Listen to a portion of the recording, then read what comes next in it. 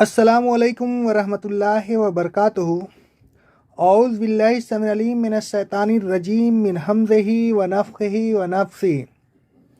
हम बयान कर रहे थे सूरह बकरा की आयत नंबर 3 और 4 की तफसीर, जो बाकी रह गया था।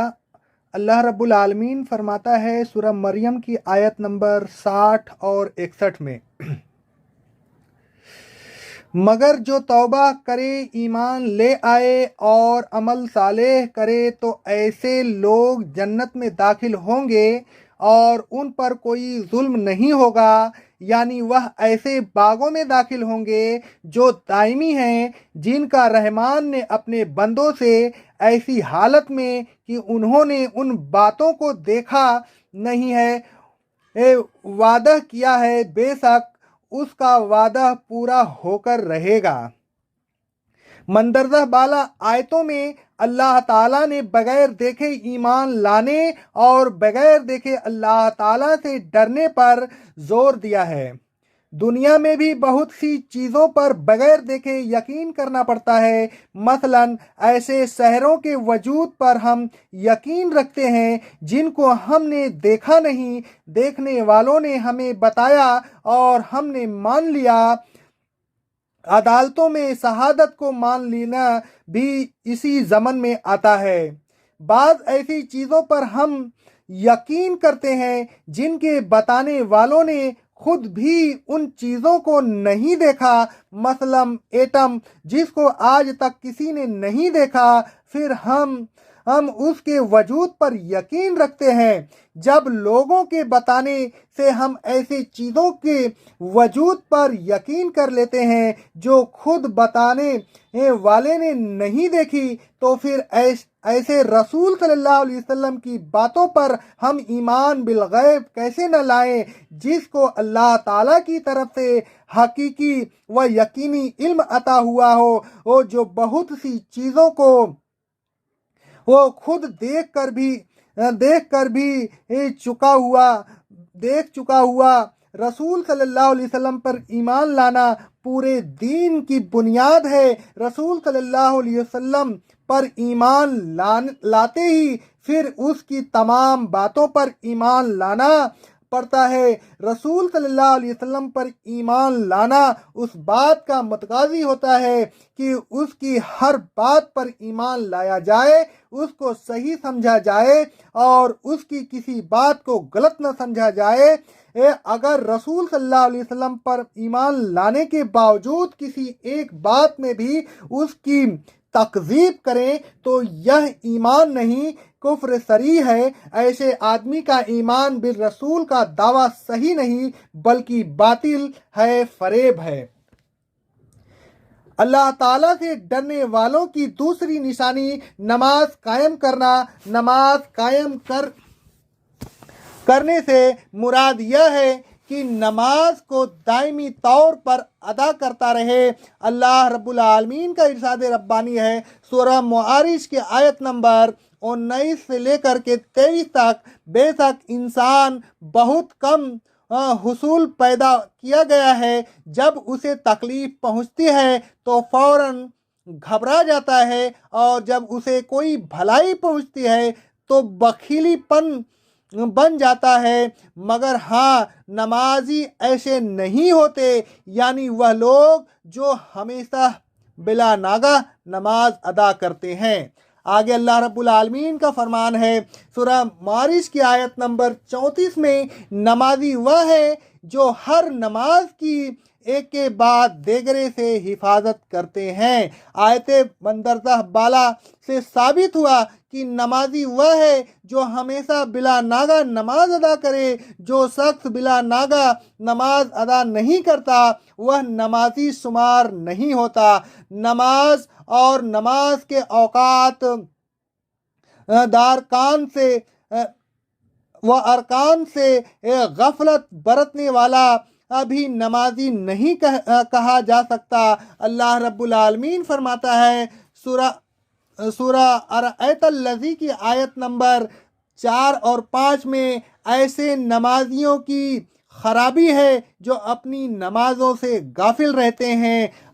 नमाज को पाबंदी से अदा करना ईमान की निशानी है। अल्लाह रब्बुल आलमीन फरमाता है सूरह अल मोमिनून की आयत नंबर 2, 1, 2 और 9 में, मोमिनीन यकीनन फलाह पाएंगे, यानी वह लोग जो अपनी नमाजों में आजीजी करते हैं और जो अपनी नमाजों की हिफाजत करते हैं, यानी एक नमाज के बाद दूसरी नमाज को पाबंदी से अदा करते हैं। नमाज को पाबंदी के साथ अदा करने के लिए अल्लाह तबारक व तआला ने कुरान मजीद में बार बार ताकीद की है।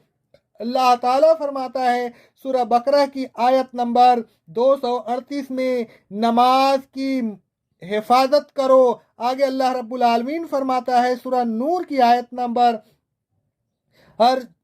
56 में, नमाज कायम करो और ज़कात अदा करो। अल्लाह रब्बुल आलमीन फरमाता है अल्लाह ताला ने नमाज को इतनी अहमियत दी है कि अगर लोग नमाज कायम ना करें तो ईमान लाने के बावजूद उनसे जंग जारी रहेगी, वह दीनी भाई तस्वुर नहीं किए जाएंगे। अल्लाह रब्बुल आलमीन का इरशाद है सूरह तौबा की आयत नंबर 5 में, अगर मुशरिकीन तौबा कर लें, नमाज कायम करें और ज़कात अदा करें तो फिर उनका रास्ता छोड़ दो, यानी जंग बंद कर दो। बेशक अल्लाह गफूर और रहीम है। अल्लाह ताला फरमाता है सूरह तौबा की आयत नंबर 11 में, फिर अगर मुशरिकीन तौबा कर लें, नमाज कायम करें और ज़कात अदा करें तो वह तुम्हारे दीनी भाई हैं। इन आयात से मालूम हुआ कि जो शख्स नमाज नहीं पढ़ता उसका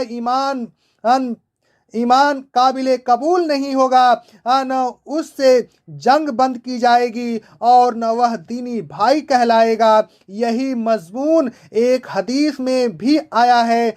ये रसूल सल्लल्लाहु अलैहि वसल्लम फरमाते हैं, सही बुखारी और सही मुस्लिम की हदीस है, मुझे हुक्म दिया गया है कि मैं लोगों से उस वक्त तक जंग करूं जब तक वह उस बात की गवाही न दें कि अल्लाह के अलावा कोई इला नहीं, और यह कि बेशक मोहम्मद सल्लल्लाहु अलैहि वसल्लम अल्लाह के रसूल है, नमाज कायम करे और ज़कात अदा करे। फिर जब वह ऐसा करें तो उन्होंने मुझसे अपने खून और अपने अमवाल को बचा लिया, सिवाय इस्लाम के हक के, यानी इस्लाम का हक उनसे ज़रूर वसूल किया जाएगा और उनका हिसाब अल्लाह के ज़िम्मे होगा। खलीफा या अमीर की तमाम गुनाहों को नज़रअंदाज किया जाता है, लेकिन जब वह नमाज छोड़ दे तो फिर उससे भी जंग करके उसे हटा देने का हुक्म है। रसूल सल्लल्लाहु अलैहि वसल्लम फरमाते हैं, तुम्हारे बदतरीन हुक्मरान वह है जिनसे तुम बुग़्ज़ रखो और वह तुमसे बुग़्ज़ रखे, तुम उनसे लानत करो और वह तुम पे लानत करें। सहाबा कराम रज़ी अल्लाह ताला अन्हु उन्हें अर्ज़ किया, ऐ अल्लाह के रसूल सल्लल्लाहु अलैहि वसल्लम, हम क्या ऐसी हालत में हम उन्हें तलवार से न हटा दें? रसूल सल्लल्लाहु अलैहि वसल्लम ने फरमाया, सही मुस्लिम की हदीस है, नहीं जब तक वह तुम्हारे दरमियान नमाज कायम रखें, नहीं जब तक वह तुम्हारे दरमियान नमाज कायम रखें। रसूल सल्लल्लाहु अलैहि वसल्लम हम फरमाते हैं, तुम पर ऐसे अमीर मुकर्रर किए जाएंगे जिनके बाज़ बातें तुम्हें अच्छी मालूम होंगी और बाज़ बातें बुरी मालूम होंगी। तो जिस शख्स ने उनकी बुरी बातों से कराहियत की वह बरी हो गया, और जिस शख्स ने इनकार किया वह सलामत रहा। लेकिन जो शख्स उनसे राज़ी हुआ और उनकी पैरवी की वह गुमराह हो गया। सहाबा किराम रज़ी अल्लाह ताला अन्हु अजमईन ने अर्ज़ किया, ऐ अल्लाह के रसूल सल्लल्लाहु अलैहि वसल्लम, क्या हम उनसे जंग ना करें? ए रसूल सल्लल्लाहु अलैहि वसल्लम ने फरमाया, नहीं, जब तक वह नमाज पढ़ते रहें। ये सही मुस्लिम की हदीस है। तर्के सलात कुफ्र है। नमाज इस्लाम की असल और जड़ है। इसका तर्क कुफ्र है। रसूल सल्लल्लाहु अलैहि वसल्लम फरमाते हैं, सही मुस्लिम की हदीस है, बेशक मोमिन आदमी और शिर्क व कुफ्र के दरमियान तर्के सलात का फ़र्क है। अब बकिया बयान कल इंशाअल्लाह करेंगे। ये सिलसिला जारी रहेगा।